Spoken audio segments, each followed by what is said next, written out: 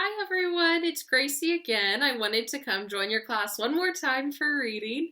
So I'm here reading chapter 7 of Number the Stars.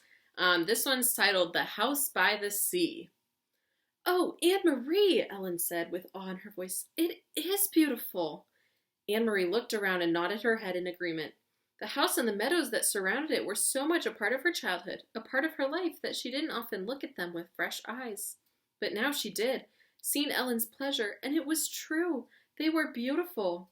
The little red-roofed farmhouse was very old, its chimney crooked, and even the small shuttered windows tilted at angles. A bird's nest, wispy with straw, was half hidden in the corner where the roof met the wall above a bedroom window. Nearby, a gnarled tree was still speckled with a few apples, now long past ripe. Mamma and Christy had gone inside, but Anne-Marie and Ellen ran across the high-grassed meadow through the late wildflowers. From nowhere, a gray kitten appeared and ran beside them, pouncing here and there upon imagined mice, pausing to lick its paws, and then darting off again. It pretended to ignore the girls, but looked back often to be certain that they were still there, apparently pleased to have playmates. The meadow ended at the sea, and the gray water licked there at damp brown grass flattened by the wind and bordered by smooth, heavy stones. I've never been this close to the sea, Ellen said. Of course you have. You've been to the harbor in Copenhagen 1,000,000 times. Ellen laughed. I mean, the real sea, the way it is here, open like this, a whole world of water. Anne-Marie shook her head in amazement. To live in Denmark, a country surrounded by water, and to have never stood at its edge? Your parents really are city people, aren't they? Ellen nodded. My mother's afraid of the ocean, she said, laughing. She says it's too big for her, and too cold. The girls sat on a rock and took off their shoes and socks. They tiptoed across the damp stones and let the water touch their feet. It was cold. They giggled and stepped back. Anne-Marie leaned down and picked up a brown leaf that had floated back and forth with the movement of the water. Look, she said, this leaf may have come from a tree in Sweden. It could have blown from a tree into the sea and floated all the way across. See over there, she said, pointing. See the land way across there? That's Sweden. Ellen cupped one hand over her eyes and looked across the water at the misty shoreline. That was another country. It's not so very far, she said. Maybe, Anne-Marie suggested. Standing over there are two girls just her age, looking across and saying, That's Denmark! They squinted into the hazy distance, as if they might see Swedish children standing there and looking back. But it was too far. They saw only the hazy strip of land and two small boats bobbing up and down in the gray ruffles of separating water. I wonder if one of those is your Uncle Henrik's boat, Ellen said. Maybe. I can't tell. They're too far away. Uncle Henrik's boat is named the Ingeborg, she told Ellen. For Mama. Ellen looked around. Does he keep it right here? Does he tie it up so that it won't float away? Anne-Marie laughed. Oh no, in town at the harbor there's a big dock, and all of the fishing boats go and come from there. That's where they unload their fish. You should smell it. At night they're all there, anchored in the harbor. Anne-Marie! Ellen! Mama's voice came across the meadow. The girls looked around and saw her waving to them. They turned, picked up their shoes, and began walking toward the house.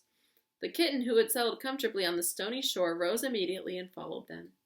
I took Ellen down to show her the sea, Anne-Marie explained when they reached the place where Mama waited.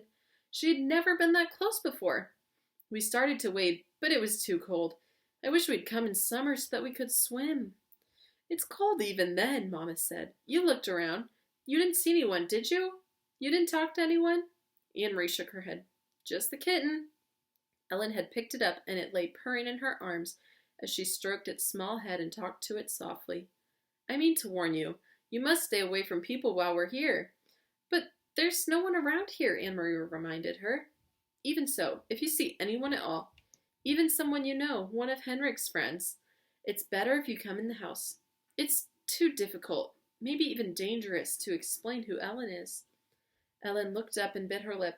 There aren't soldiers here, too? She asked. Mama sighed. I'm afraid there's soldiers everywhere, and especially now. This is a bad time. Come in now and help me fix supper. Henrik will be home soon. Watch the step there, it's loose. Do you know what I have done? I have found enough apples for applesauce. Even though there's no sugar, the apples are sweet. Henrik will bring home some fish, and there's wood for the fire. so tonight we will be warm and well fed.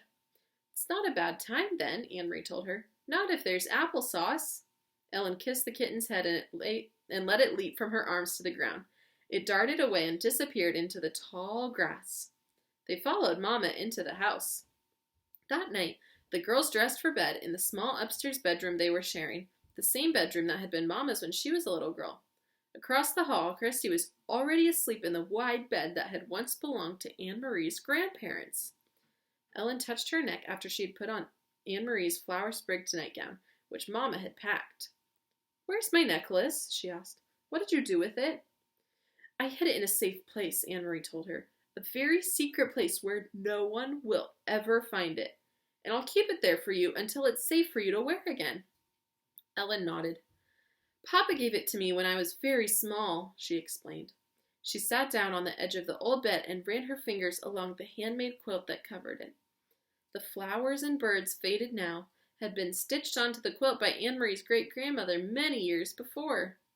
"I wish I knew where my parents are," Ellen said, in a small voice as she outlined one of the appliqued birds with her finger. Anne-Marie didn't have an answer for her.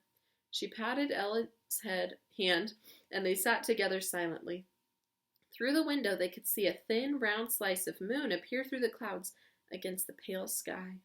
The Scandinavian night was not very dark yet, though soon, when winter came, the night would be not the only dark, but very long night skies, beginning in the late afternoon and lasting through the morning. From downstairs they could hear Mama's voice, and Uncle Henrik's talking, catching up on news. Mama missed her brother when she hadn't seen him for a while. Anne-Marie knew it. They were very close. Mama always teased him gently for not marrying. She asked him, laughing when they were together, whether he had found a good wife yet, one who would keep his house tidier. Henrik teased back, who told Mama that she should come to Gilligill to live again so that he wouldn't have to do all the chores by himself. For a moment, to Anne-Marie, listening, it seemed like all the earlier times, the happy visits to the farm and the past with summer daylight extending beyond bedtime, with the children tucked away in the bedrooms and the grown-ups downstairs talking. But there was a difference. In the earlier times, she had always overheard laughter. Tonight, there was no laughter at all. Thanks for letting me join you guys. Talk to you later.